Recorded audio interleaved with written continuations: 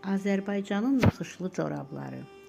Hər bir ilməsində bir hekayə, hər rəngində bir duyğu gizlənən qədim toxuma mədəniyyətimiz.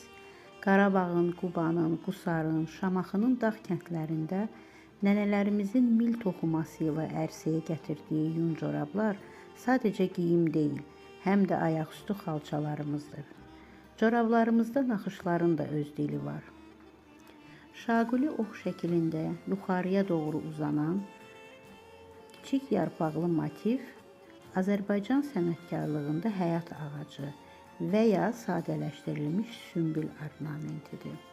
Qədim inanclara görə həyat ağacı sonsuzluğu, artımı və bərəkəti simvolizə edir.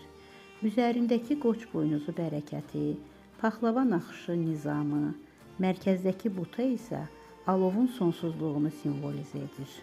Bizlərə də keçmişin istisini, sənətkarlığını ilmə-ilmə toxuyaraq qoruyub saxlamaq düşür.